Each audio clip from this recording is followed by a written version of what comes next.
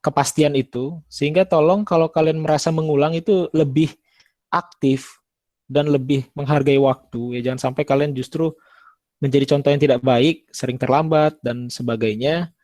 Sehingga jangan beranggapan seperti yang saya bilang tadi ya, mengulang bukan berarti pasti lulus dengan Pak Angga. Oh, itu salah salah besar ya. Tidak ada yang menjamin kalian mengulang 3 kali dengan saya itu yang ketiganya lulus, atau mengulang 4 kali yang keempatnya lulus, nggak ada. Jadi semuanya sama. Jadi kalau kalian merasa mengulang, tolong jangan posisikan diri kalian ini menjadi lebih enteng kerjaannya, justru enggak gitu ya. Jadi harapannya yang mengulang pun itu tetap sama aktifnya, sama belajarnya dengan yang baru mengambil stabilitas obat ini. Oke ya. Oke, saya mulai ya, sudah direkam ini. Pada kuliah hari ini kita akan membahas tentang definisi stabilitas obat, kemudian manfaat uji stabilitasnya apa, kemudian apa sih hasil dari ketidakstabilan obat itu, efeknya terhadap obat itu bagaimana, kemudian faktor yang mempengaruhi stabilitas obat apa saja, tipe-tipe stabilitas, dan yang terakhir adalah tipe degradasi obat. Nah, di sini saya akan lebih banyak menjelaskan tentang manfaat kenapa kita belajar stabilitas obat. Ya. Mungkin pertama kali gitu ya, saya akan menjelaskan definisi dulu, definisi stabilitas obat. Ini menurut beberapa literatur gitu. Yang pertama itu stabilitas obat itu didefinisikan adalah kemampuan dari suatu obat atau produknya gitu, zat aktif atau produk jadinya bertahan pada spesifikasinya. Ya, bertahan pada spesifikasinya untuk menjamin identitas atau sifat khusus, kekuatan, kualitas, dan kemurnian obat tersebut pada periode waktu tertentu. Jadi kalau kalian lihat, ini saya kasih tulisan merah gitu, bahwa yang dimaksud stabilitas adalah kemampuan ya atau kapabilitas dari zat aktif atau produknya untuk bertahan pada spesifikasinya. Spesifikasi yang bagaimana? Spesifikasi dengan identitas khususnya atau sifat khusus dari zat aktifnya, kekuatannya, kualitas, dan kemurnian dari obat tersebut pada rentan waktu tertentu. Ya, kalau stabilitas obat itu ada rentannya. Ya, ini masih banyak yang masuk. Saya terima dulu. Kemudian ada definisi lain, kurang lebih sama ya, bahwa stabilitas obat itu adalah kapasitas atau kemampuan dari obat atau kapabilitas dari obat atau formulasi obat tersebut ya di suatu wadah gitu, di suatu wadah sediaan untuk bertahan pada sifat kimia, mikrobiologi, terapeutik, dan toksikologi specification ya. Jadi untuk bertahan pada sifat kimianya secara mikrobiologi, terapeutik, dan toksikologinya.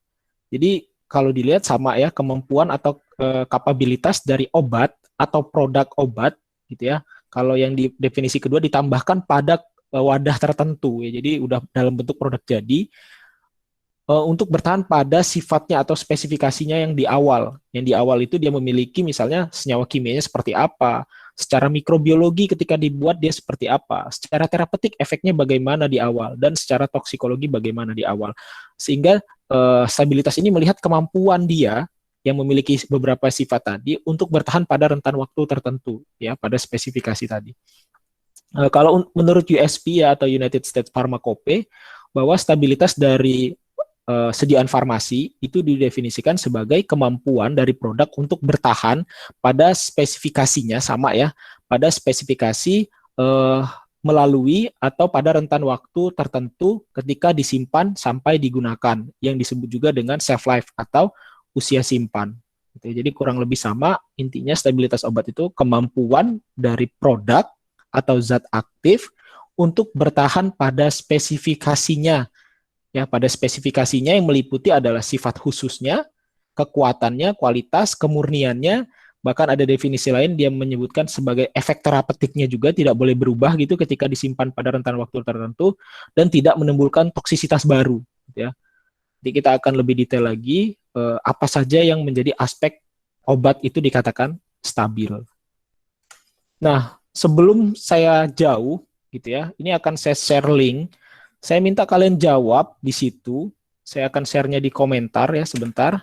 Saya akan share link ini di komentar, kalian jawab. Ketika kalian klik link itu, kalian jawab pertanyaannya, yaitu pertanyaannya adalah apa sih definisi dari tanggal expire ya? Apa sih tanggal expire itu? Gitu ya. Apa sih tanggal expire itu? Oke, saya share lagi link absen untuk terakhir kalinya ini. Sorry, bukan untuk terakhir kali. Ya, saya share dulu ya link absen. Silakan absen dulu yang baru masuk. 1 menit lagi, ini akan saya close Google Form-nya, gitu ya. Silakan absen. Bagi yang belum absen, karena 1 menit lagi Google Form-nya akan saya close. Dan yang sudah absen, silakan jawab pertanyaan dari link yang saya bagikan. Ya, ini masih banyak yang baru masuk. Adelia, Kardik, ini siapa? Sukardi ya, Sukardi, tolong jangan terlambat terus ya, karena tidak ada jaminan Anda lulus ketika mengulang ke saya 2 kali atau 3 kali. Ya bisa saja Anda sampai semester 9, semester 10 nanti dengan saya mengulang lagi. Dan tolong absen bukan di chat ya, ya Allah, saya harus ekstra sabar ini dengan orang-orang ini.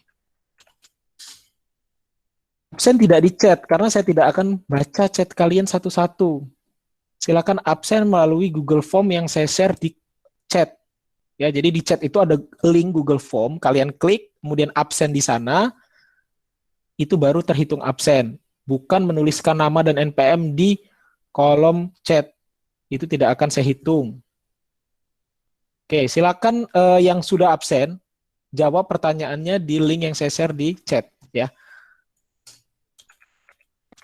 Nanti saya akan share jawaban kalian, itu kelihatan nanti apa saja jawaban kalian tentang pertanyaan yang saya lontarkan barusan.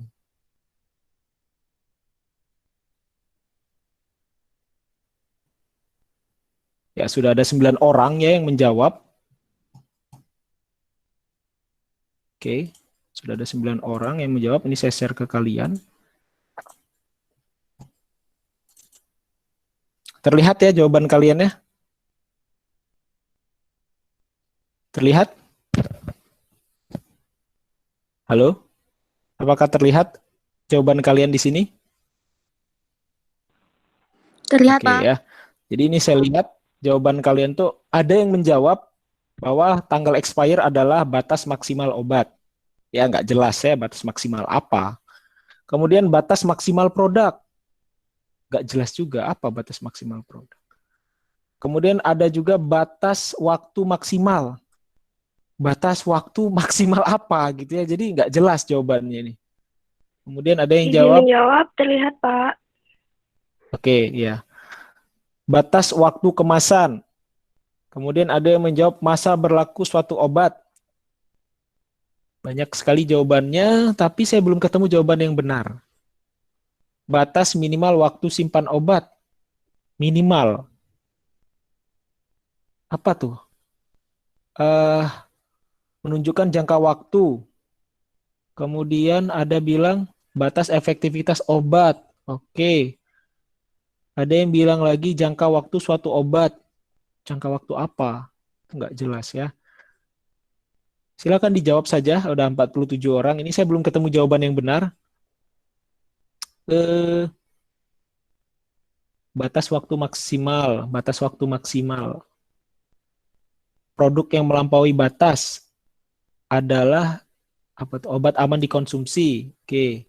Keamanan suatu kemasan. Batas penggunaan obat. Kalau lebih dari itu nggak boleh digunakan. Gitu. Baik ya, jawabannya kebanyakan arahnya benar ya. Saya tidak bisa bilang salah juga, tapi arahnya benar, tetapi belum belum tepat ya jawabannya ya. Ada yang mau mencoba menjawab dari ini, dari Google Meet? Boleh? Ada yang mau coba jawab?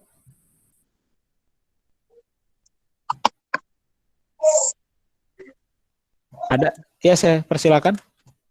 Saya, Pak. Ya, silakan, Kori Laras. Silakan. Halo? Kori tadi sudah aktif mikrofonnya, silakan dijawab. Waktu produk aman untuk dikonsumsi, waktu maksimal. Waktu yang maksimal. Gimana, Maksudnya, gimana? Ya, silakan dijawab aja, nggak apa-apa. Nanti diskusinya sama saya. Ya, gimana?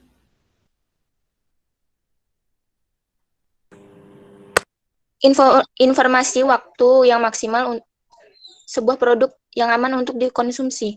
Ih, kok gemetaran sih? Oke. Informasi maksimal produk aman dikonsumsi. Memangnya kalau setelah lewat itu obatnya nggak aman lagi? Ya, setelah tanggal expire obatnya sudah tidak aman lagi. Jangan di mute dulu, Kori. Kita diskusi dulu. Bukan bukan tidak aman, tapi apa? Itu loh. Efeknya itu udah tidak. Gak apa-apa dijawab saja dengan pendapat Anda. Saya tidak memaksakan Anda untuk benar. Gak apa-apa jawab saja dengan pendapat yang Anda miliki. Jadi kalau dari definisi tadi, berarti setelah lewat tanggal itu sudah tidak aman obatnya. Iya, tidak boleh dikonsumsi. Tidak aman.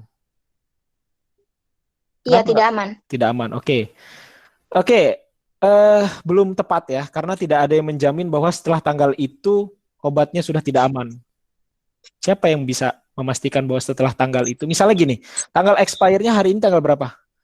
Hari ini tanggal 19. 19, expire tanggal 19. Misalnya expire tanggal 19. Nanti malam, jam 11 malam masih aman berarti dia, ya kan? Ya, Pak. Kemudian jam 1 malamnya sudah nggak Ya, aman. Pak. Jam 1 malamnya sudah nggak aman. Izin menjawab, Pak. Nggak, nanti bentar. Bentar ya, Kori dulu ya. Biar Korinya paham gitu. Kalau definisi Kori seperti itu berarti jam 11 malam, tanggal 19, itu obatnya masih aman. Betul ya? Iya, Pak. Setelah itu jam 1 malamnya obatnya udah nggak aman lagi.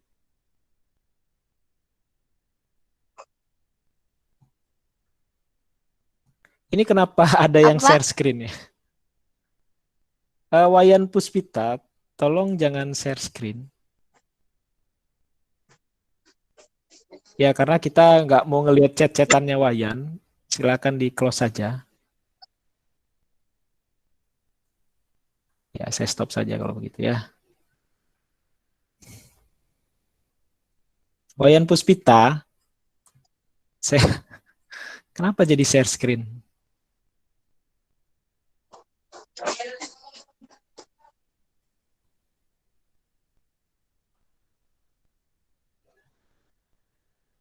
Tolong Wayan Puspita stop share screen, stop presenting.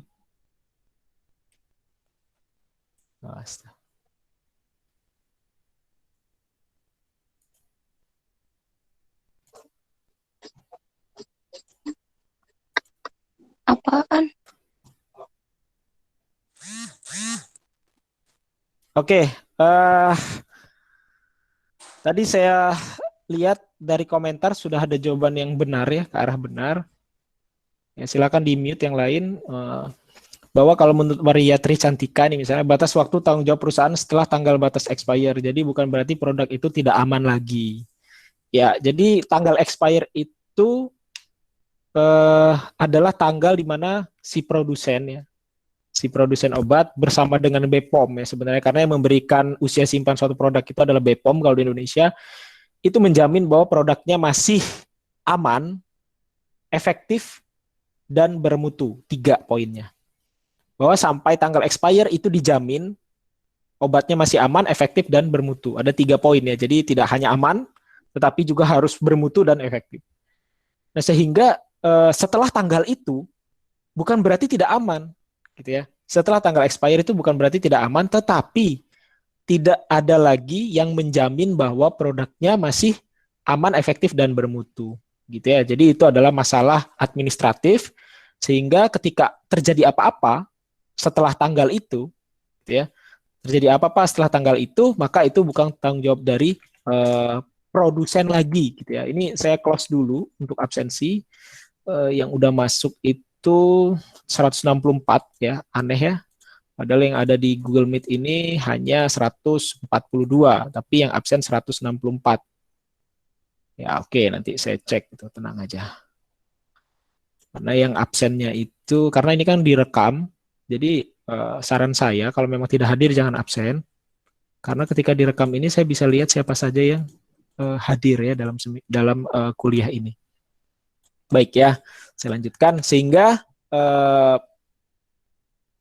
tanggal expire itu didefinisikan sebagai tanggal di mana si produsen dan BPOM bersama-sama menjamin produk tersebut masih aman, efektif, dan bermutu sampai tanggal yang ditetapkan, yaitu tanggal kadaluarsa. Gitu ya. Jadi kalau ditanya orang awam, apa itu tanggal expire? Boleh saja kalian bilang bahwa tanggal itu adalah tanggal masih aman produknya dikonsumsi, itu boleh. Karena kalau ke awam kita jelaskan seperti ini, nanti takutnya mereka malah tetap konsumsi yang expire gitu ya, karena anggapannya oh ini kan hanya administratif, hanya jaminan. Ini siapa yang mau masuk kelas lagi ini ya? Uh, Tolong anti Lampung. Ini saya nggak bisa terima anti Lampung ini. Kasih tahu temannya yang namanya anti Lampung di Google.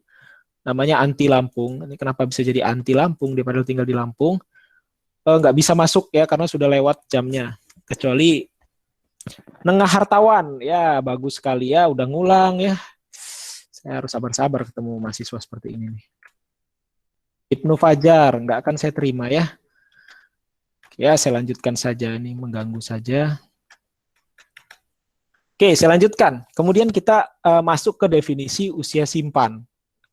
Kelihatan ya slide-nya ya? Untuk usia simpan ini. Kelihatan? Kelihatan, Pak. Oke ya. Sekarang kita masuk ke usia simpan. Tadi setelah kita mengerti apa itu expire, kemudian apa itu stabilitas obat gitu ya. Sekarang kita masuk ke usia simpan. Usia simpan atau shelf life gitu.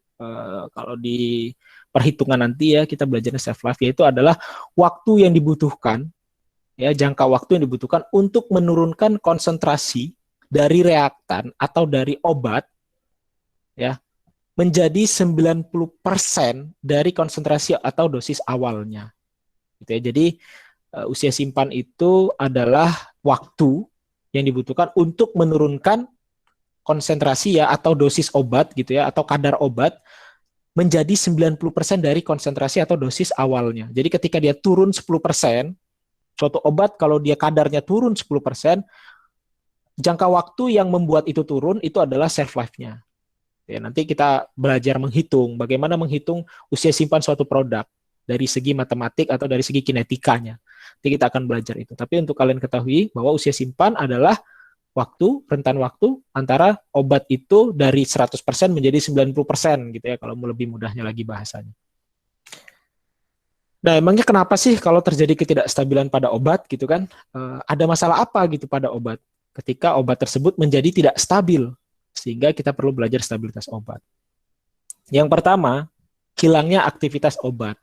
Ya, jadi kalau obat itu tidak stabil, maka efeknya hilang. Jadi ketika efeknya hilang, otomatis dia sudah tidak stabil. Gitu ya. Contohnya adalah hidrolisis aspirin. Aspirin itu asam asetil salisilat. Ya, ketika terjadi hidrolisis, dia menjadi asam asetat dan asam salisilat. Nah, ini tidak memiliki efek sebagai non-steroid anti-inflamasi. Ya, NSAID. Dia kan merupakan NSAID, anti nyeri, dan sebagainya.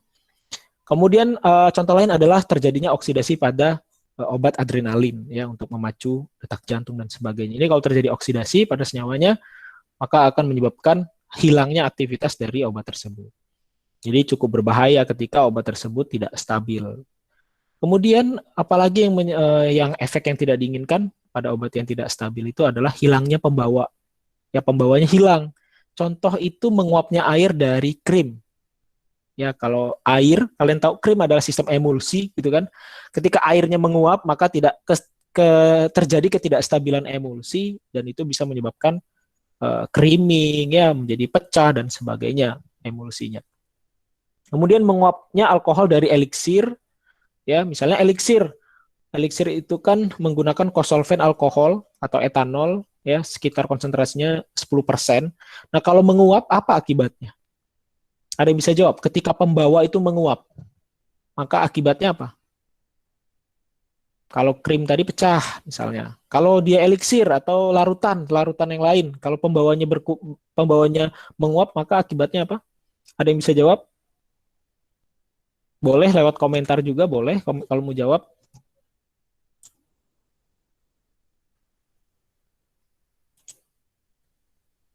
Ya, anti-revo namanya. Oke, anti-revo nggak masuk ya. Anti-revo nggak masuk. Terus siapa lagi tadi yang nggak masuk ya? Si ini tuh siapa? Hartawan tuh Nengah tuh nggak masuk juga tadi. Ya, jangan sampai mengulang tapi malah performanya malah nggak bagus ketika kuliah. Itu saya bingung nanti gimana mau lulus lagi. Maka semester depan ngulang lagi. Kan nggak enak kan? Aturan sudah bisa lulus, skripsi udah beres, tapi masih ada kuliah yang diulang. Itu kayak bayar bayar semester nambah 6 bulan hanya karena kuliahnya Pak Angga stabilitas obat. Jangan sampai seperti itu. Oke, ada yang bisa jawab? Kalau seandainya pembawanya menguap, misalnya eliksir gitu, maka apa yang terjadi pada sediaan itu? Kalau larutan misalnya. Silakan yang mau coba jawab di chat, nggak apa-apa kalau malu, di chat saja. Nggak ada? Atau saya tunggu akan mengering atau habis karena menguap? Nggak segitunya ya. Kalau menguapnya nyampe habis ya kering ya. Tapi biasanya menguap itu nggak banyak gitu. Misalnya 100 mili, menguapnya 10 mili gitu. Menguapnya 5 mili, nggak sampai 100 milinya menguap, itu mah dipanasin ya. Ada yang lain, yang bahaya efeknya itu. Yang efeknya menjadi bahaya ketika pembawa atau pelarutnya itu menguap. Yaitu Ibnu Fajar nih juga ya sudah saya tolak, masih pengen masuk padahal udah lewat jamnya.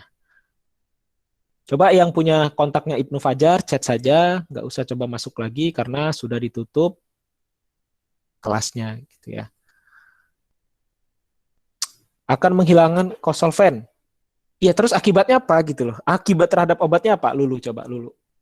Akibat terhadap obatnya apa? Kalau seandainya pelarutnya atau pembawanya itu menguap. Efeknya apa ke manusia yang mengkonsumsinya gitu. Itu udah pada akhirnya gitu. Hilang kosolven. Iya, kalau menguap ya hilang kosolvennya kalau di etanol ya. Kosolvennya hilang. Kalau eliksir misalnya, kenapa dikasih kosolven? Nah, itu kan yang harus kita tahu ya. Kenapa sih eliksir itu pakai kosolven etanol? Kenapa harus pakai etanol? Kenapa nggak perlu kan? Ngapain pakai etanol kan ngabis-ngabisin bahan? Mending pakai air aja semua. Coba ada yang bisa dulu jawab dari situ. Kenapa sih kita harus pakai kosolven etanol di eliksir gitu? Biar nanti jawabnya jelas. Jadi ketika alasan kita menggunakan itu hilang gitu ya, misalnya saya pakai pensil karena untuk menulis. Kalau pensil saya hilang, saya nggak bisa nulis. Gitu. Nah itu juga yang saya harapkan ketika kita bilang kenapa atau efek yang dihasilkan ketika etalnya menguap. Efektivitas kerjanya kurang maksimal. Efektivitas kerjanya kelarutan obat akan menurun. Nah ini bagus ya jawabannya ya. Kalau dia eliksir, kenapa kita pakai etanol? Karena untuk meningkatkan kelarutan obat. Berpengaruh pada stabilitas ya umum sekali. Nggak apa-apa tapi. Ya bagus ya jawabannya dari Vivit tadi ya. Uh, Dia bilang kelarutan obat akan menurun. Kenapa kita pakai etanol? Karena untuk meningkatkan kelarutan dari eliksir. Ya, misalnya parastamol. Parastamol itu larutnya 1:70. Jadi kalau kita mau mengkonsumsi 500 mg, maka kita harus meminum 35 mili air. Kebanyakan kan, berarti 3 sendok itu hanya untuk 500 mg. Kebanyakan kan untuk sekali konsumsi. Sehingga kita pakai eliksir. Eliksir itu kalau pakai etanol, parastamol itu 1:7. Itu salah satu contoh di praktikum. Makanya kita pakai pelarut campur agar parastamol tadi larut dengan pelarut campur tadi tidak perlu sampai 1:70. Nah, apabila pelarut campurnya atau kosolvennya tadi yang membantu melarutkan itu hilang karena menguap, maka kelarutannya akan turun. Akibatnya apa? Mengendap ya, pembawanya itu akan menyebabkan pengendapan pada zat aktifnya. Ya, itu salah satu contoh kalau dia eliksir. Kalau larutan yang tidak jenuh gitu ya, larutan tidak jenuh. Maka ketika pembawa itu menguap, maka itu otomatis konsentrasi obat dalam sediaan itu akan semakin naik apa semakin turun.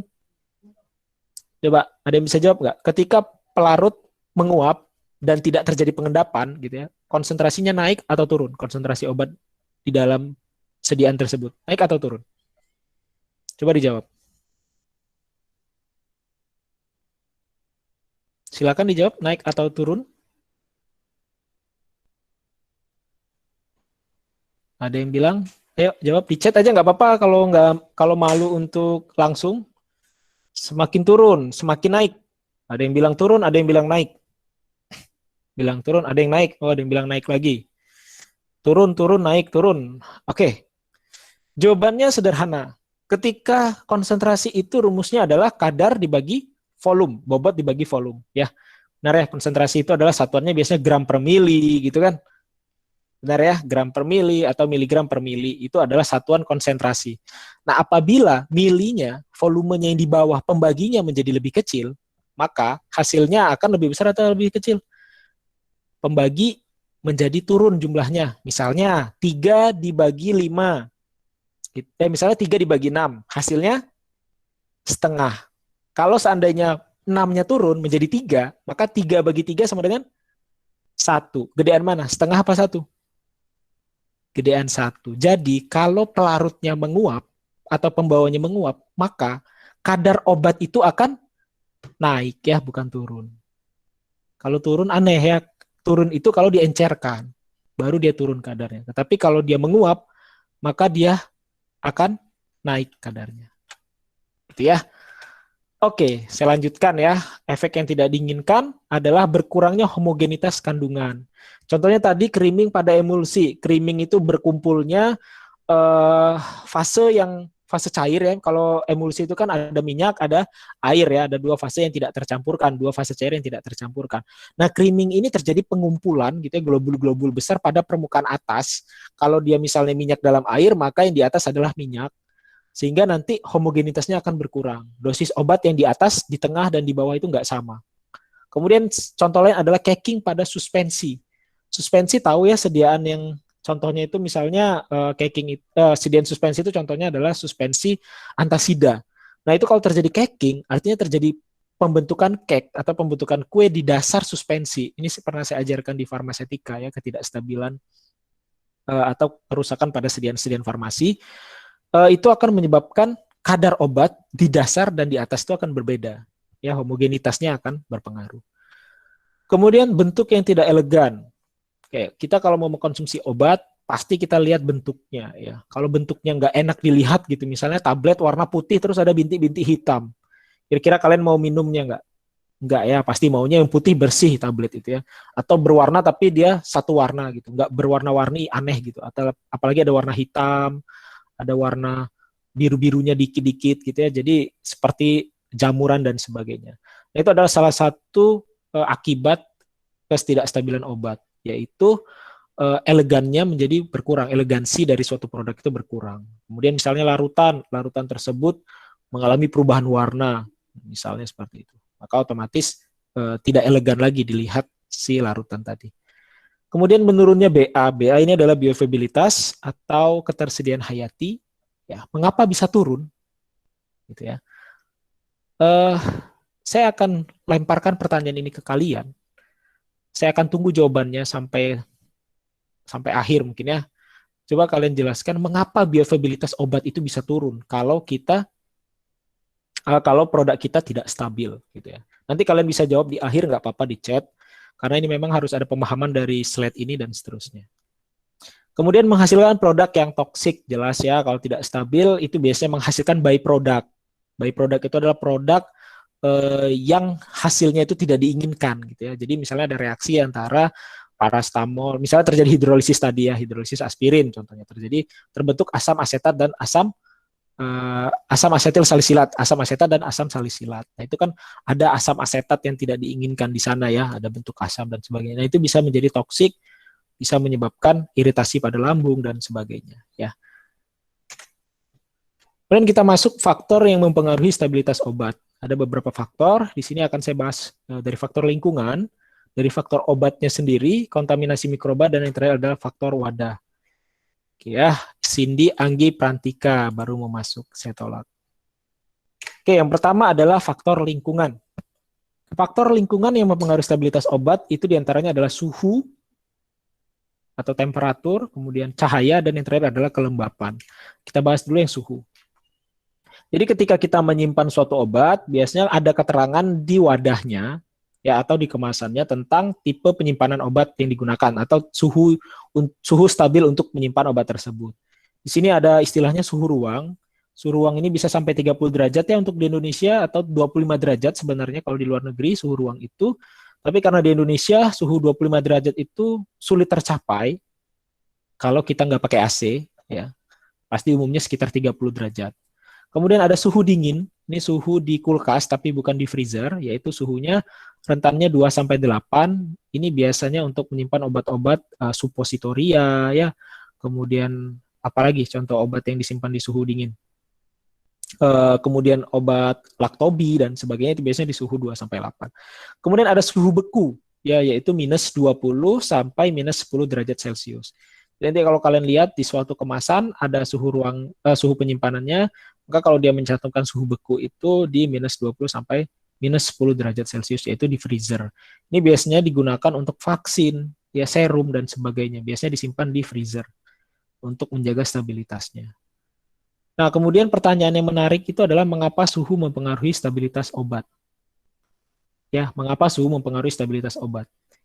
Ini ada kaitannya dengan persamaan Arrhenius. Persamaan Arrhenius nanti akan saya jelaskan di pertemuan ketiga atau keempat, ya saya lupa, tentang kinetika reaksi, di mana suhu ini akan mempengaruhi kecepatan reaksi dari suatu obat. Ya. Jadi dengan adanya suhu yang meningkat, maka kecepatan reaksi pun akan meningkat, maka proses terjadinya degradasi obat pun akan lebih cepat. Ya. Jadi obat itu umumnya itu usia simpannya itu 2, 3, sampai 5 tahun. Ya. Sampai 5 tahun. Kalau lebih dari itu, biasanya jarang kita temukan obat, misalnya expire-nya dibuat tanggal 2020, expire-nya 2030, itu sangat-sangat jarang sekali ya. Paling mentok-mentok 5 tahun, 4 tahun itu udah tinggi sekali ya usia simpan obat. Nah, anggapannya kenapa obat itu bisa sampai sebegitu jauh gitu ya, atau sampai bertahan 4 tahun, 5 tahun. Yaitu karena anggapannya dia disimpan di suhu ruang. Ya, kalau dia disimpannya di suhu oven misalnya 80 derajat atau 100 derajat, mungkin hanya 30 hari saja obat itu sudah terdegradasi gitu ya. Jadi stabilitas obat itu sangat erat kaitannya dengan suhu, karena suhu ini dapat meningkatkan kinetika atau meningkatkan kecepatan reaksi dari suatu produk untuk menjadi bentuk terdegradasinya. Kemudian faktor selanjutnya adalah cahaya, yang masih faktor lingkungan. Ya, kita ingat bahwa semakin pendek panjang gelombang, semakin tinggi energi yang diabsorpsi per molnya dari gelombang tersebut. Makanya kalau kita lihat ada UV dan visible, ya ada sinar UV dan visible, di mana sinar UV itu 200 sampai 400, maka energi yang dihasilkan oleh sinar UV itu lebih besar daripada visible, ya, daripada sinar yang nampak, sinar tampak. Nah, sehingga kalau kita mau melakukan uji stabilitas obat, ya maka kita biasanya memaparkan melalui cahaya dengan panjang gelombang 290 sampai 800. Nah, emangnya kenapa sih cahaya ini? Cahaya ini dapat menyebabkan fotolisis ya, karena ada energi dari cahaya tadi, maka dapat terjadi lisis. Lisis itu pecahnya suatu molekul ya. Jadi molekulnya misalnya besar menjadi molekul 2 yang kecil. Nah, itu kan menjadi bentuk degradannya, bukan bentuk aktifnya. Nah, jadi tidak stabil obat, karena kalau sudah terlisis biasanya efeknya hilang. Ya. Kalau seandainya terlisis tapi efeknya masih ada, ya itu tetap bisa dibilang tidak stabil, karena kestabilan tadi dilihat dari kemampuan dia atau kapabilitas dia untuk bertahan pada sifat kimianya. Gitu ya. Kalau udah berubah maka tidak stabil lagi. Gitu ya. Apalagi nanti menimbulkan efek toksik dan sebagainya. Nah, sehingga untuk mencegahnya ya, kalau ada senyawa zat aktif kita yang sangat rentan dengan cahaya, maka gunakan wadah yang cocok atau botol berwarna. Ya. Kemudian dilapisi kotak kardus sebagai wadah sekunder. Biasanya dilapisin kardus gitu ya. Kalau kita lihat kotak-kotak obat gitu, yang wadah sekundernya itu kan dilapisi kardus, itu salah satu cara untuk mencegah terjadinya fotolisis. Kemudian menggunakan aluminium sebagai pelindung kemasan primer, itu juga bisa digunakan. Karena aluminium foil ini dia membuat sediaan kita itu menjadi tidak sama sekali terpapar oleh cahaya. Mungkin terkena panasnya saja, tapi cahayanya tidak gitu ya. Ini masih banyak yang mau masuk. Rizky Purnamasari, ya.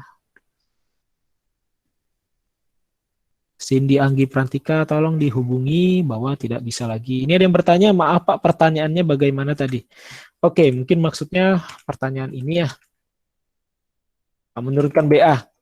Ya, jadi coba kalian jelaskan mengapa obat yang tidak stabil itu dapat menurunkan bioavailabilitas atau ketersediaan hayati obat pada tubuh manusia. Jadi untuk bioavailabilitas sendiri itu adalah fraksi obat yang masuk ke sirkulasi sistemik dibandingkan dosisnya. Jadi bisa disebut juga bahwa bioavailabilitas adalah kadar obat di dalam darah. Kenapa kadar obat di dalam darah itu bisa menurun kalau obatnya nggak stabil? Gitu ya, saya perjelas lagi.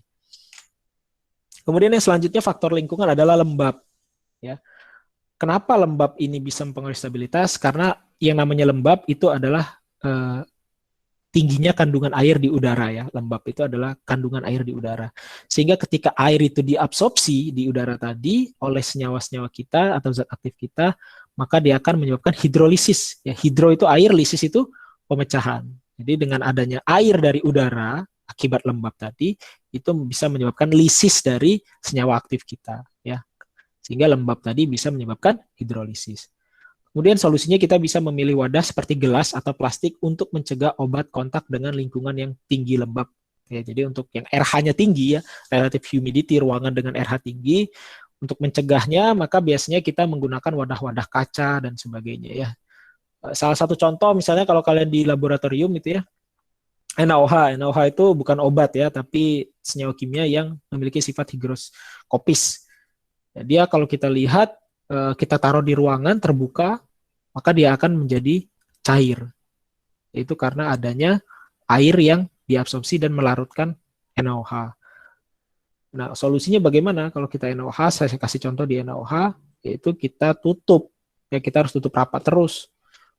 Gitu ya. Jadi kalau kalian nanti bekerja misalnya di industri dan produk kalian ternyata produk yang dapat mengabsorpsi lembab dan terdegradasi hidrolisis oleh lembab, maka harus pada ruangan yang kedap, ya kemudian RH-nya sangat rendah, seperti itu.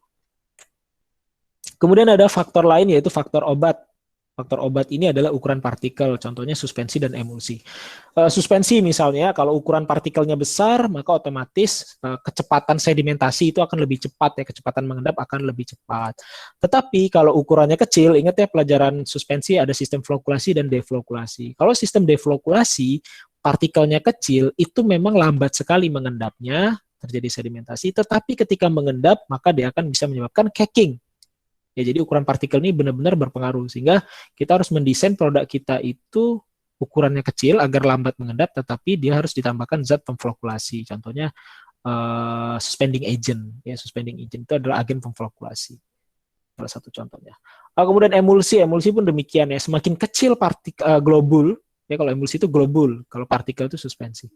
Semakin kecil globul kita di suspensi tadi, maka itu akan meningkatkan ketidakstabilan ya, karena kalau kecil luas permukaannya besar, maka energi bebas permukaannya akan makin besar, maka kecenderungan dia untuk melakukan coalescence atau bergabung menjadi globul yang lebih besar itu akan semakin tinggi. Itu jadi masalah ketika kita membuat nanoemulsi salah satunya.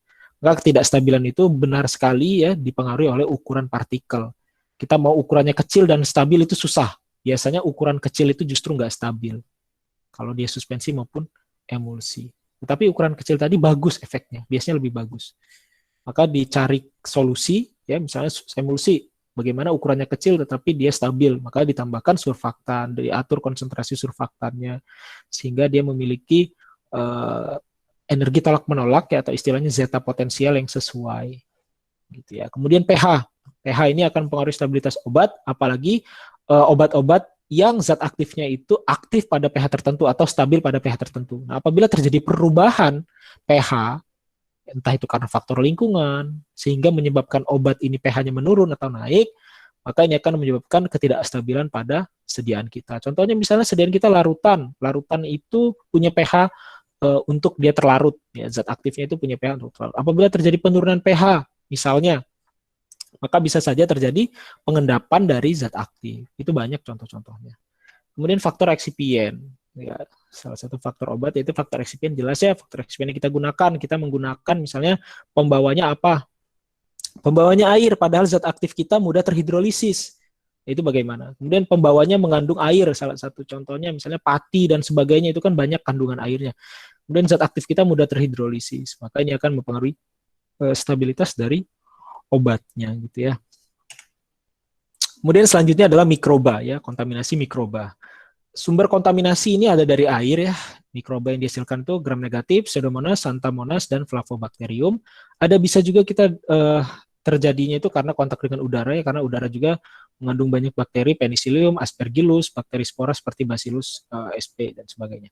Kemudian dari bahan mentah, misalnya zat aktif kita atau raw materialnya itu sudah mengandung mikrokosi dan sebagainya. Pati tadi ada coliform, pigment atau pewarna, itu biasanya ada mikroba salmonella yang membawa ya. Kemudian ada gums atau karet gitu, itu Actinomyces. Kemudian ada produk-produk hewan itu bisa mengandung salmonella. Kemudian yang terakhir adalah wadah. Ya, tadi faktor yang pengaruh kestabilan itu ada wadah gelas. Wadah gelas itu wadah yang resisten ya atau tahan terhadap perubahan kimia dan fisika, sehingga memang wadah gelas ya, wadah kaca itu biasa digunakan sebagai wadah obat. Umum sekali kita lihat. Nah, tapi ada kekurangan wadah gelas itu biasanya permukaan dari gelas itu alkalin sifatnya atau bersifat basa. Nah, cara mengatasinya kita menggunakan gelas dengan bahan borosilikat. Kemudian ion dapat mengendapkan kristal tidak larut dari gelas. Jadi ada molekul dari obat yang berbentuk ion. Ini ketika dia bentuk ionnya, dia akan melarutkan kristal dari gelasnya, ya, sehingga nanti ada endapan-endapan kristal-kristal gelas. Nah, solusinya kita gunakan buffer agar obat kita dalam bentuk tidak terionkan, ya. Masih ingat persamaan Henderson-Hasselbalch ya? Itu adalah pH sama dengan log pKa plus H plus ya, log H plus dibagi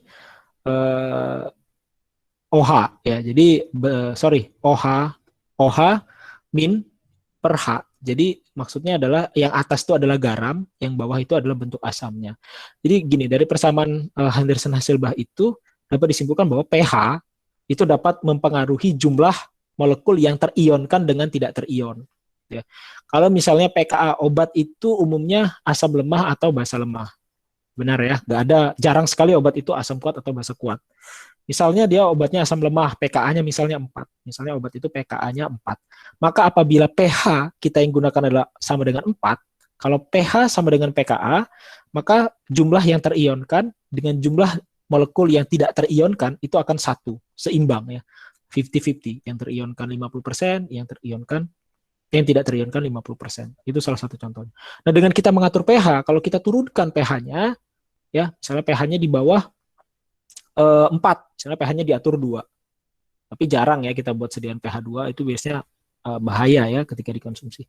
Misalnya ini saya kasih contoh seperti itu. pH-nya kita buat 2, pKa-nya 4. Maka bentuk molekulnya yang tidak terionkan itu akan lebih banyak. Ya. Jadi bentuk molekul yang tidak terionkan itu lebih banyak. Sehingga cara mengatasi apabila molekul zat aktif kita bermuatan dan menyebabkan pengendapan pada kaca ya, maka kita gunakan buffer pada pH tertentu agar jumlah yang terionkannya tidak terlalu banyak. Gitu ya. Itu kalian bisa cari ya persamaan Henderson-Hasselbalch itu di farmasi fisika itu kalau tidak salah ada. Ya, kemudian kekurangan untuk sediaan wadah gelas itu adalah dapat ditembus cahaya ya. Kalau kita lihat gelas yang umumnya kan bening. Nah, sehingga biasanya gelas itu dicampurkan pewarna sehingga botolnya tadi gelas itu menjadi berwarna. Tapi kalau aslinya gelas itu adalah bening. Ya, sehingga solusinya dikasih warna. Kemudian wadah yang selanjutnya adalah plastik ya. Masalah umumnya terjadi migrasi obat melalui plastik menuju lingkungan luar karena plastik ini biasanya dapat ditembus oleh molekul-molekul tertentu ya dari obat, sehingga obatnya malah bisa kontak dengan lingkungan luar. Kemudian dapat dipengaruhi faktor lingkungan itu tadi ya, karena dia tidak begitu resisten kalau dia plastik dibandingkan kaca. Kemudian adsorpsi zat aktif atau eksipien oleh plastik, terjadi adsorpsi ya, penyerapan pada permukaan plastiknya. Bahan metals ini umumnya digunakan kalau kita buat krim ya, salep dan sebagainya ya. Biasanya merupakan logam campuran dan aluminium, tubes ya, tubes itu yang wadah pada krim dan sebagainya. Banyak dimanfaatkan sebagai wadah emulsi, salep, krim dan pasta. Kekurangan dapat terjadi korosi ya, dan pengendapan produk obat ya, sehingga ketika kita membuat wadah dari suatu perusahaan farmasi itu dilapisi dengan polimer agar tidak terjadi korosi pada wadahnya tadi ya. Bagian dalamnya itu dilapisi polimer. Kalau kalian coba gunting ya, salep gitu atau krim, kalian gunting, maka akan berbeda bagian tengah dan bagian yang kontak langsung dengan zat aktif ya atau dengan obatnya. Kemudian wadah yang terakhir ya, karet. Karet memiliki banyak permasalahan juga ya terkait kemampuannya dapat mengekstrak zat aktif dan terlarut dalam basis. Ya, karet ini dapat terlarut dalam basis atau pembawa obatnya. Jadi repot ya kalau dia terlarut, nanti obatnya menjadi bau karet gitu kan. Nah, ini biasanya kan pada tutup vial yang digunakan ya. Tutup vial itu biasanya pakai karet. Nah, biasanya dilakukan pre-treatment karet vial dan penutup dengan air dan uap untuk menurunkan leaching. Leaching itu terlarutnya karet pada pembawa obat. ya leaching ya. Jadi luruh ya, atau meleleh.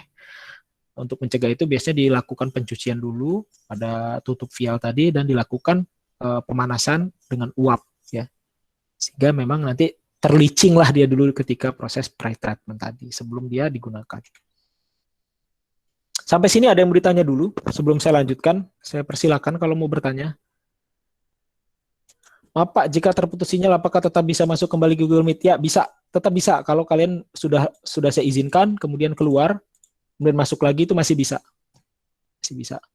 Siapa nih? Assalamualaikum, maaf mengganggu waktunya. Saya Ufit, kelas B. Maaf atas ketiduran saya di jam Bapak tiba-tiba tempat saya mati lampu. Jadi sinyal saya hilang. Saya tidak bisa gabung ke kelas Bapak lagi. Oke, Kak Bapak. Ufit tadi sudah ini, nanti saya kasih rekamannya. Udah absen tadi di awal.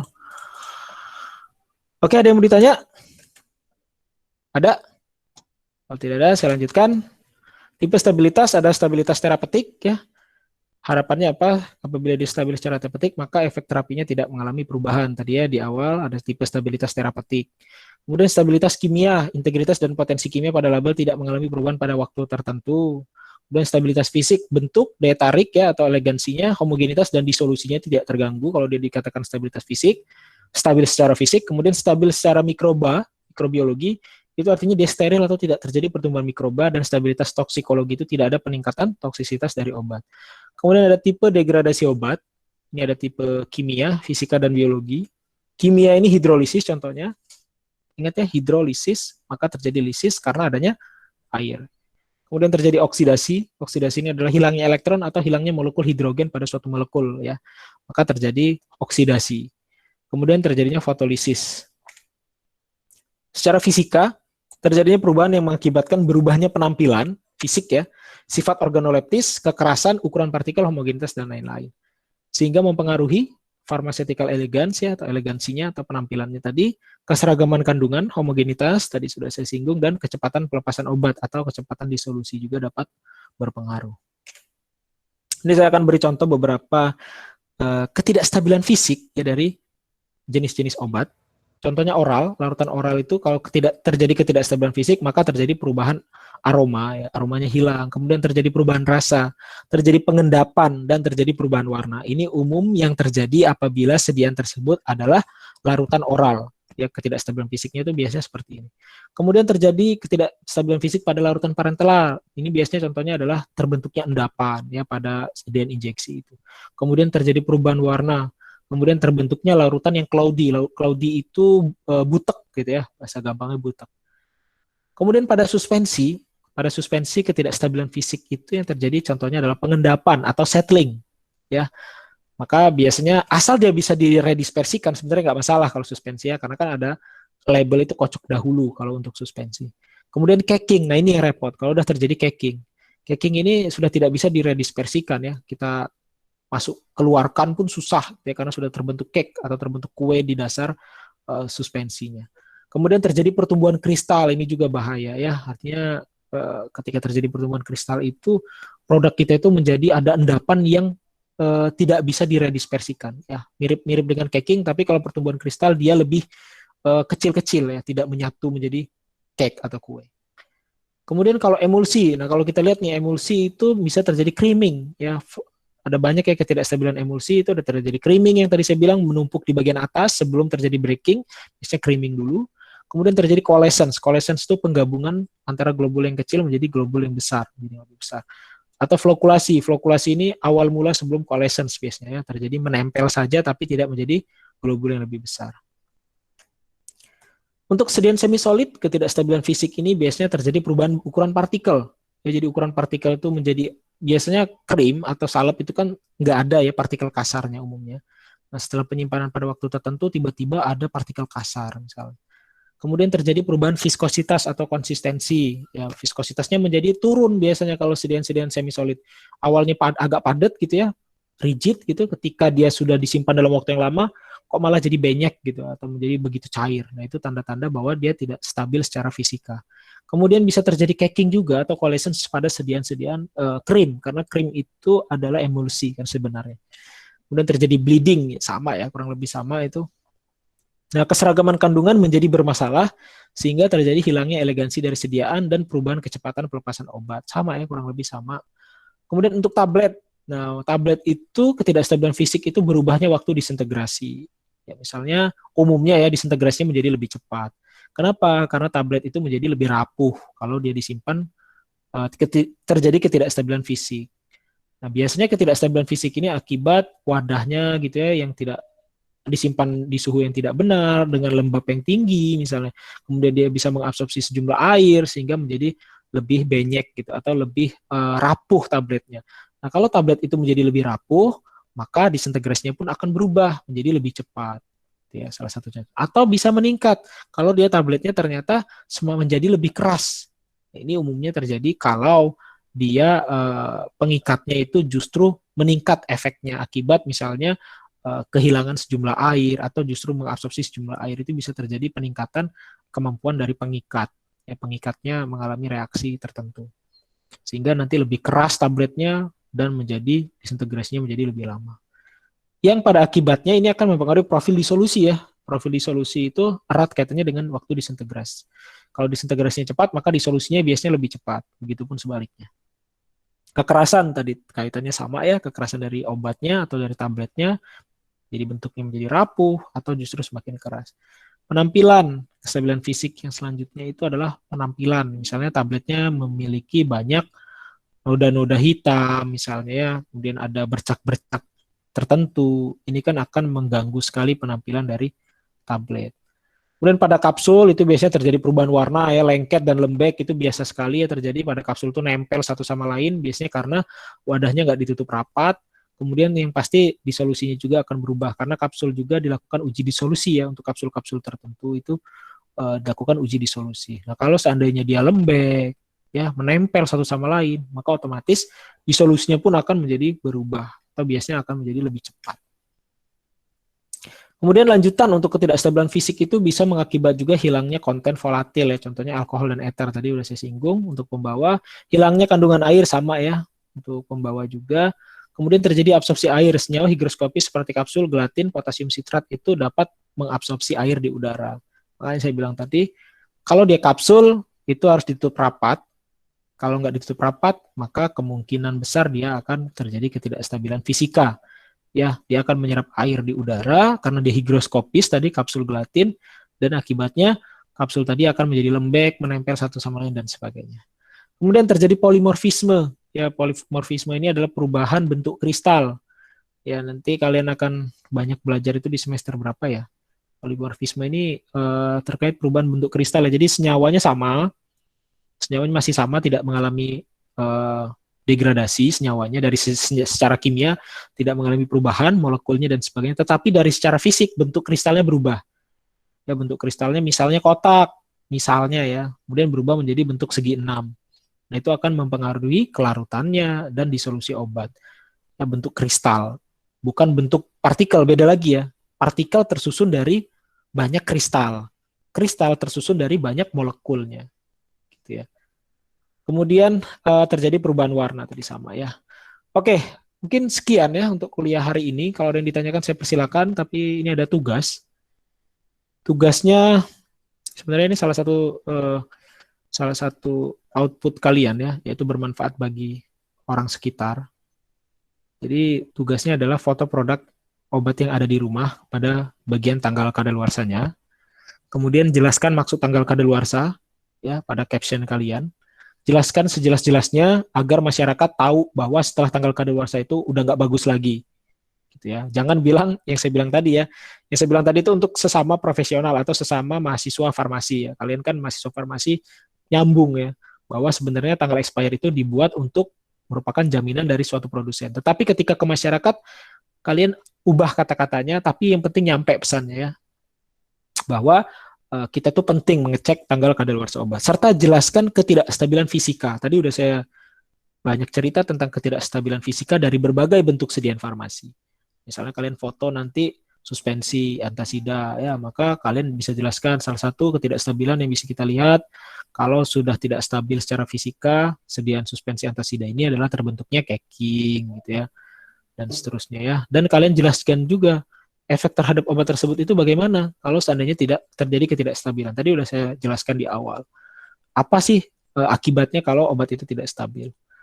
Atau contoh lain tablet menurunnya waktu disintegrasi. Ya, jelaskan agar mudah dimengerti waktu disintegrasi itu apa dengan bahasa Instagram kalian gitu misalnya. Jadi itu ya tugasnya adalah upload di Instagram, berikan caption semenarik mungkin, ya kemudian tag akun Instagram saya, ya di tag aja, nggak usah di follow, nggak apa-apa, di tag aja karena akun saya nggak saya private. Kemudian di post juga sebagai IG story Anda. Kenapa saya kasih tugas ini? Agar kalian itu kelihatan bahwa kalian memanfaatkan media sosial itu untuk hal-hal yang positif, tidak hanya pamer-pamer saja gitu, tapi lebih ke arah yang positif. Jadi harapannya mahasiswa Malahayati itu kelihatan, oh ini mahasiswa Malahayati nih, kreatif-kreatif postingannya gitu. Oh, anak farmasi di Malahayati itu ternyata terlihat loh, dia belajar tuh di-share apa yang dia pelajari, sehingga ada manfaat juga berteman sama anak farmasi di Malahayati. Gitu. Ya, ini untuk tugasnya, nanti kalian post, ya, kemudian tag akun saya, dan nanti saya akan buatkan di Google Classroom, saya buatkan tugas untuk kalian post link posting kalian. Jadi saya akan buat tugas gitu. Nanti kalian upload link postingan kalian itu di tugas itu. Sehingga itu jadi arsip saya, bukti bahwa kalian sudah mengerjakan tugas itu. Ada yang mau bertanya? Saya persilakan sebelum saya tutup.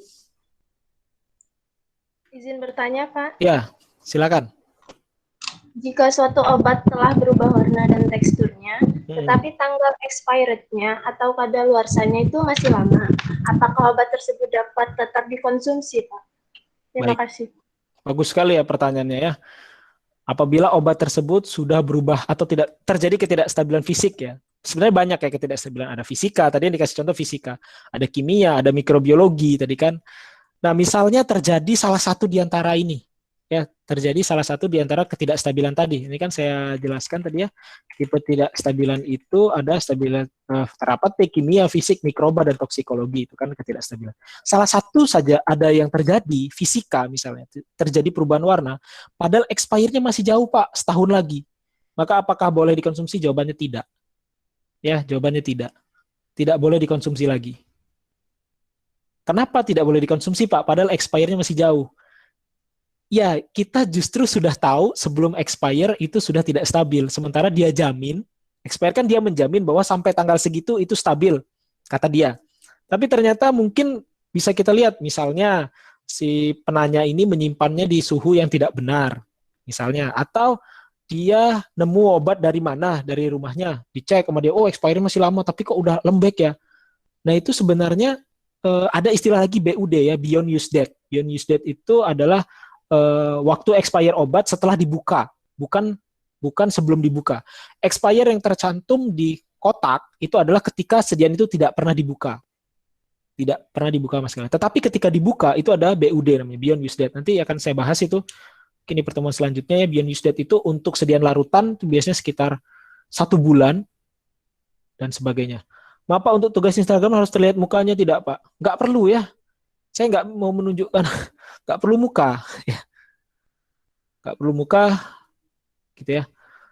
Oke, itu pertanyaannya udah saya jawab bahwa tidak boleh kalau terjadi perubahan fisika, kemudian misalnya kamu cek lagi terjadi perubahan secara mikrobiologi gitu, misalnya tumbuhnya ada tumbuhnya misalnya tumbuh kayak apa ya, tumbuh jamur dan sebagainya di tablet gitu kan bisa ya. Nggak mesti larutan dan sebagainya, misalnya tablet, tumbuh jamur gitu.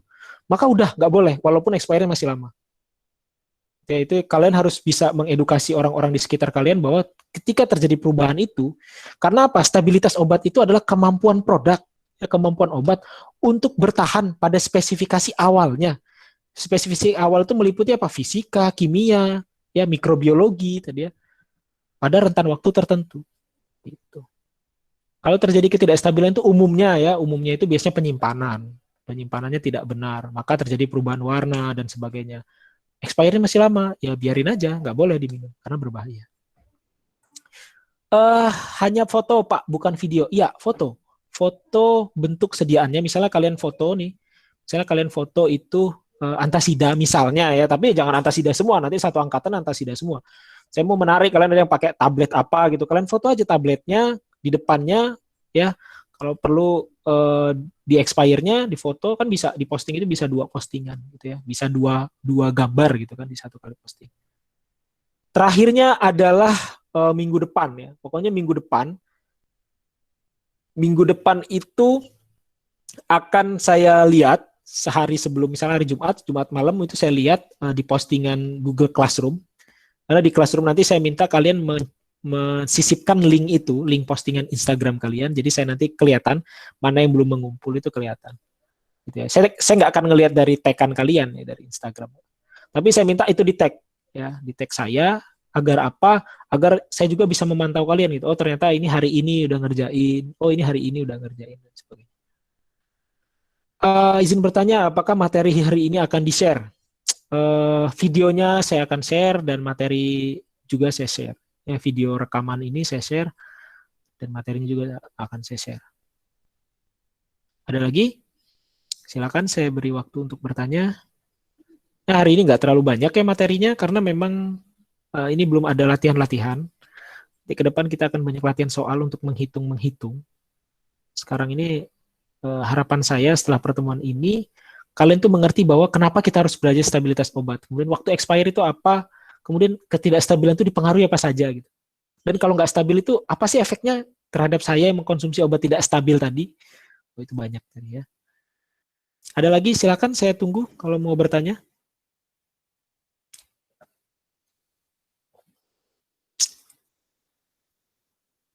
Ya, saya persilakan yang mau bertanya, jangan malu-malu.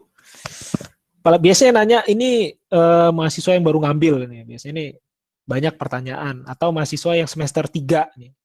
Biasanya dari tahun ke tahun tuh yang baru ngambil. Kalau yang ngulang tuh biasanya udah bosen ya. Udah bosen kuliah stabilitas sama saya.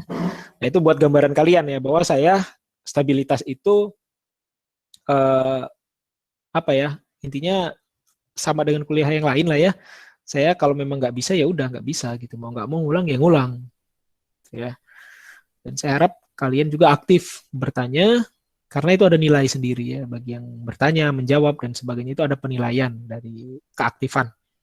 Nah, saya harapkan tuh kalian tuh proaktif pada kuliah-kuliah saya ya. Ayo saya tunggu ada yang mau bertanya lagi tentang stabilitas obat atau tentang yang lain, nggak apa-apa, tentang sediaan obat yang kalian alami gitu, pernah kalian alami ketika kalian ada keluarganya yang minum. Ya, siapa yang mau bertanya? Silakan. Saya, Pak.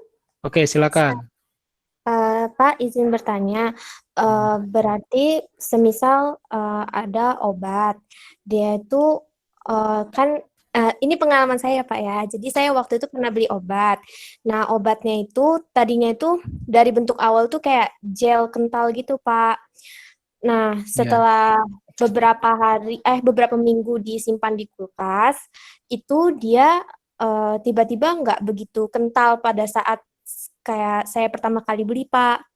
Tapi pas saya minum, itu ternyata masih ada kayak efek untuk menyembuhkannya gitu, Pak. Nah, maksud saya itu berarti walaupun bentuknya mungkin udah agak berubah, berarti efektivitas obat itu masih ada ya, Pak, walaupun sedikit gitu. Terima kasih, Oke. Pak. Sedia gel diminum apa? Gel apa? Kalau boleh saya tahu. Ini obat ini, Pak, namanya Gamat kalau tidak salah, Pak. Gamat.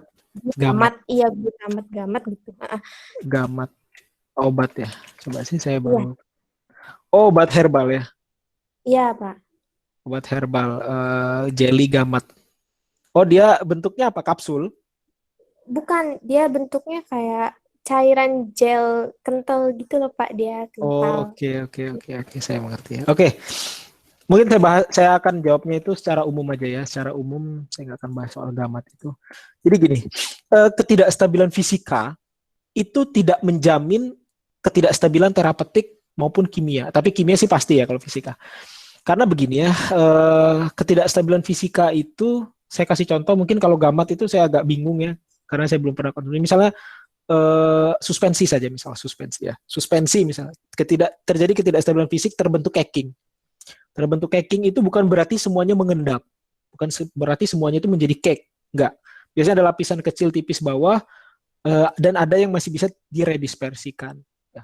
Kemudian kita redispersikan misalnya, terus kita minum, kan sudah tidak terjadi ketidakstabilan fisika. Apakah masih boleh dikonsumsi, Pak? Kalau saya pribadi, kalau sudah tidak ketidakstabilan fisika itu sudah terjadi, maka lebih baik tidak. Lebih baik tidak. Karena kalau dia hanya menurun efektivitas, itu nggak apa-apa. Tapi kalau timbulnya toksisitas, misalnya, itu yang contoh tadi adalah pengendapan caking. Mungkin kalau caking nggak terjadi ya, tapi kalau seandainya tablet nih, tablet terjadi bintik-bintik hitam misalnya, terbentuk bintik-bintik hitam, itu adalah ketidakstabilan fisik kan di tablet. Dan kemungkinannya kalau tidak dia timbul by product ya, hitam itu kan adalah produk baru ya, hasil metabolisme atau hasil reaksi dengan excipientnya mungkin terbentuklah bintik-bintik hitam tadi. Nah itu kan bisa toksik ya, bisa toksik. Saya sih kalau dia menurun aktivitas tuh nggak apa-apa. Kalau nggak ngefek nggak apa-apa, aman berarti ya. Tapi yang jadi masalah itu adalah apabila ketidakstabilan fisik itu justru terjadi efek toksik. Nah itu sehingga kita sebagai farmasi itu mencegah hal yang tidak diinginkan itu dengan cara apa? Lebih baik tidak usah dikonsumsi, walaupun bisa jadi itu masih punya efek, bisa jadi itu hanya efeknya berkurang dan sebagainya. Tetapi bisa jadi juga ketidakstabilan fisik itu merupakan pertanda munculnya senyawa toksik yang baru yang tidak bisa kita deteksi karena kita nggak ada HPLC di rumah, kita nggak ada spektro, kita nggak mungkin bisa ngecek ada senyawa toksik apa yang muncul. Nah, tetapi misalnya nih, yang contohnya tadi misalnya, efeknya ada Pak gitu, ya mungkin saja ada gitu. Tapi kalau saya sarankan juga kepada kalian, kalau sudah terjadi perubahan, cari aman gitu ya. Cari aman, stop, jangan konsumsi, buang. Gitu ya. Nah, kalau seandainya Pak kok bisa ya? Saya itu kan baru pakai berapa kali gitu ya. Kok dibuang? Nah, itu sama halnya dengan kalau kalian pakai tetes mata.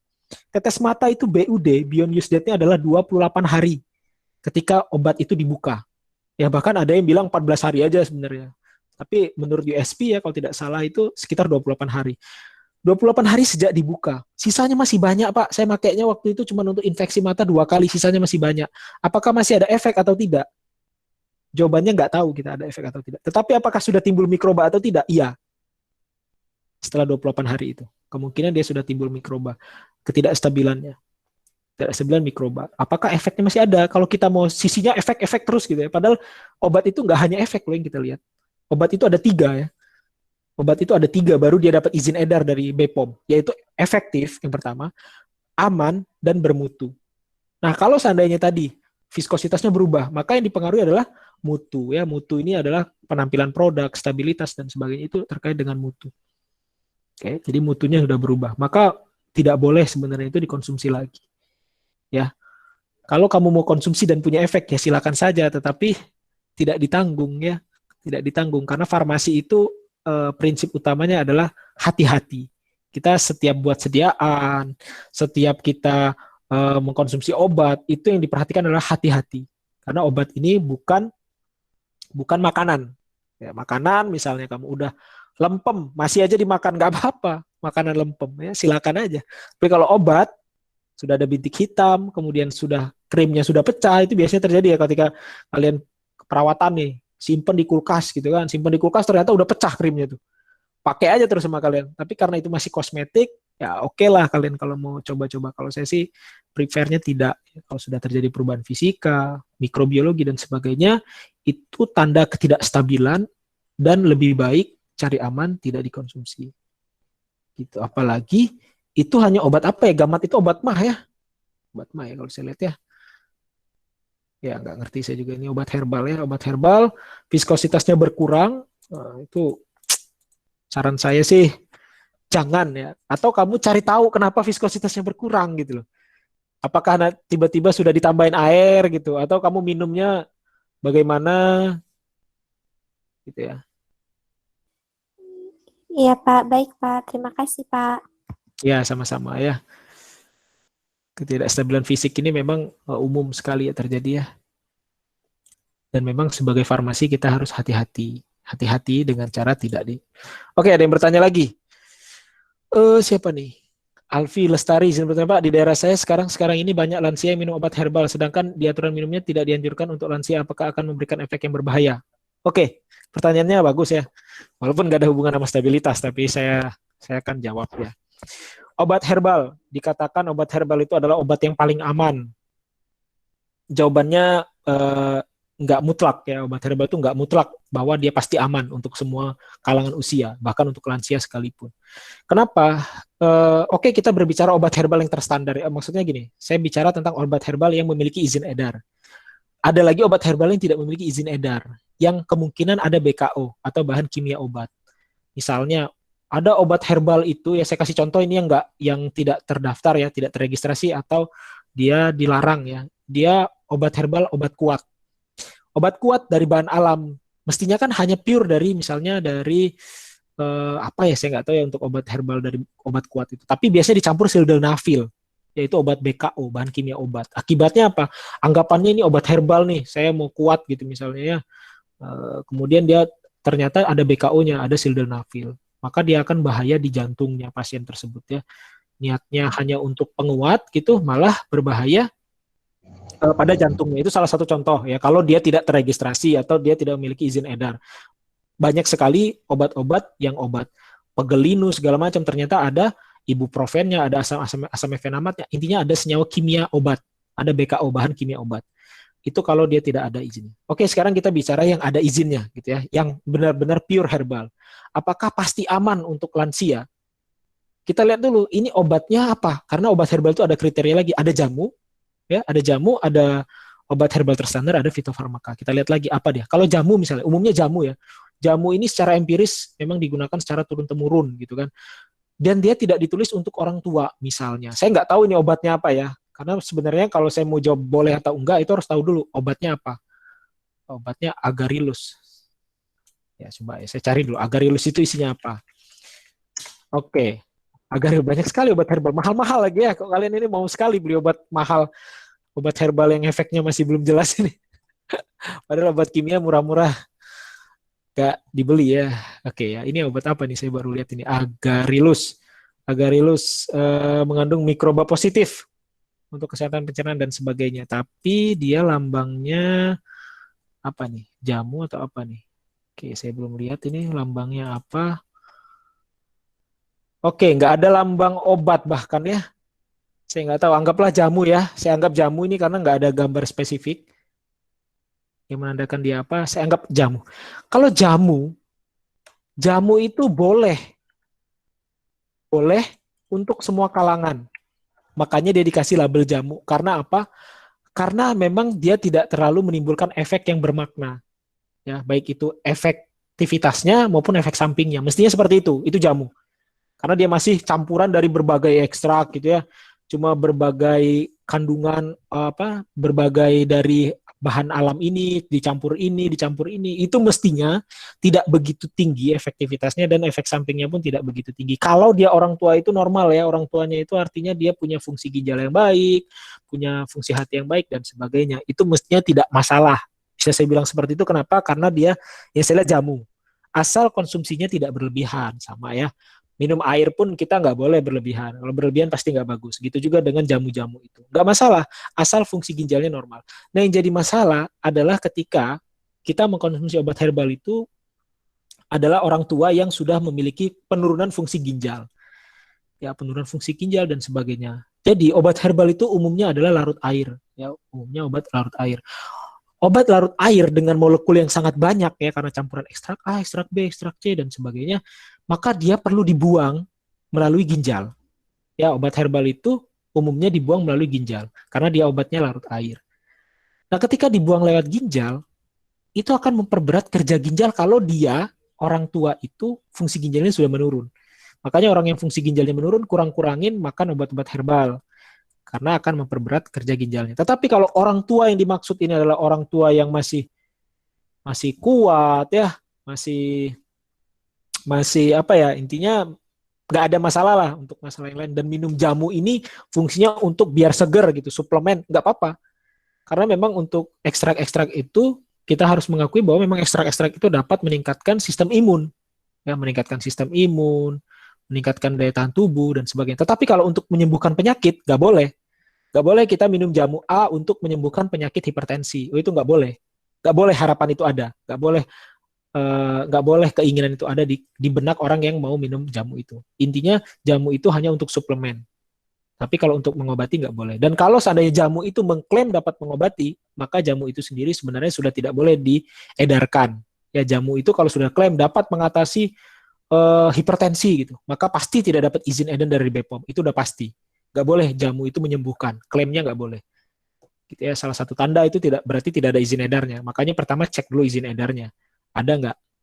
Gitu ya. Jadi kalau memang seandainya itu ada izin edar, saya berpikir positif itu ada izin edar si agarelus, saya nggak baca detailnya tentang agarelus ini, kemudian dia dikonsumsi oleh orang yang tidak ada masalah ginjal dan sebagainya, nggak masalah asal konsumsinya sejumlah yang disyaratkan gitu, atau 1 sendok tiap pagi dan sore, nggak apa-apa, nggak masalah. Bukan berarti jamu itu kita anti jamu, enggak.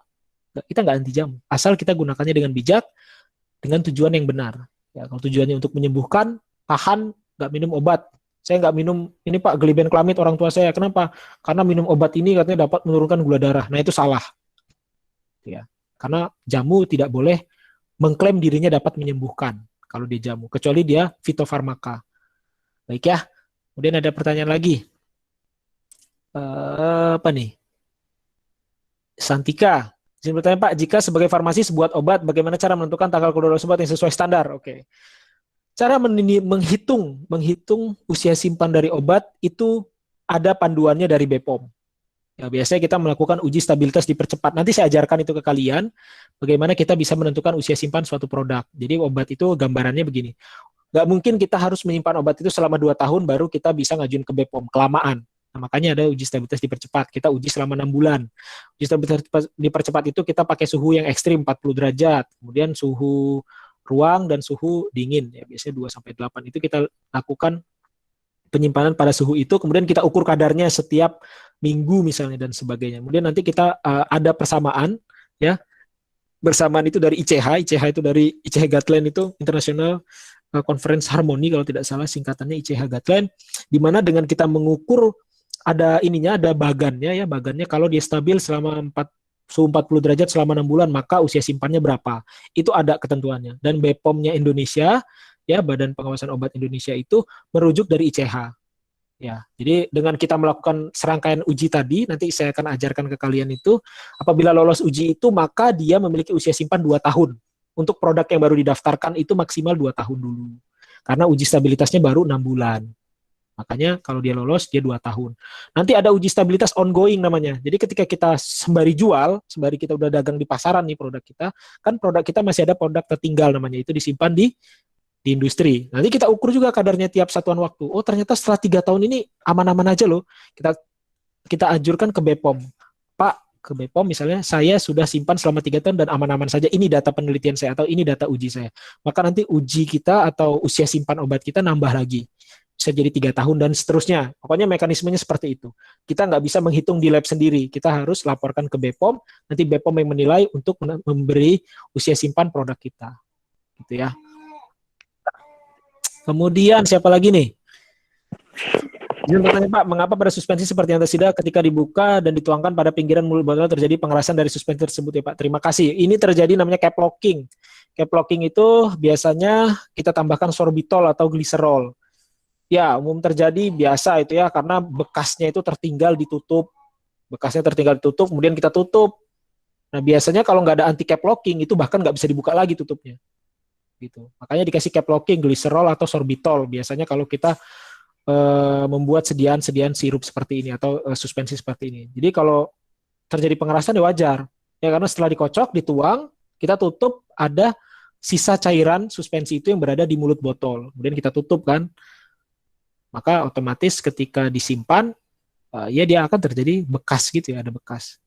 Terjadi pengerasan, ya benar. Memang seperti itu. Makanya solusinya ketika setelah dituang, dibersihkan pinggirannya itu dengan tisu, ya. Jangan sampai tersisa, karena nanti akan menyebabkan cap locking bahkan ya.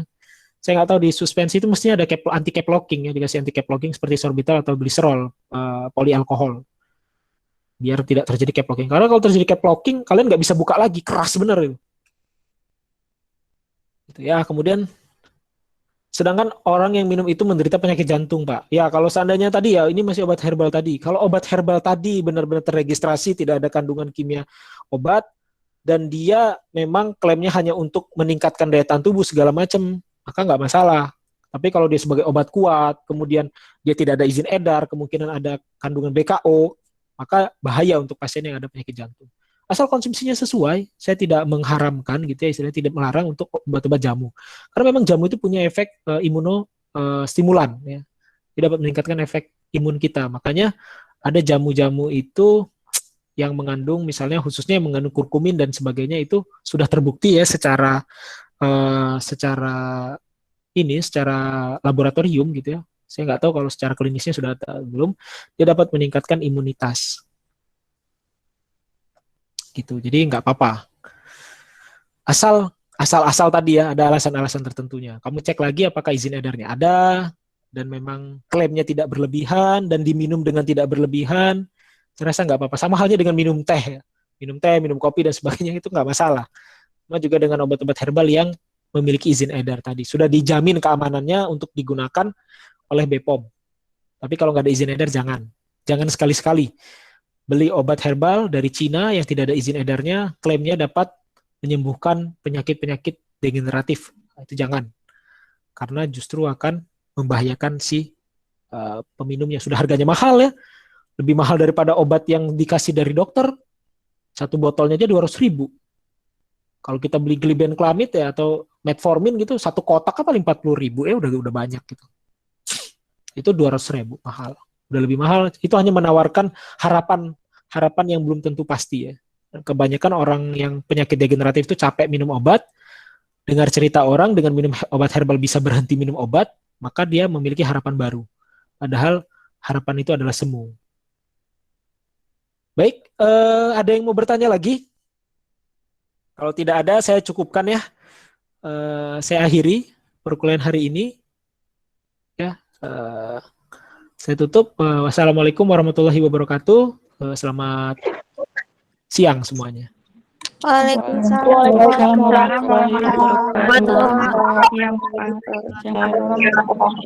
Waalaikumsalam.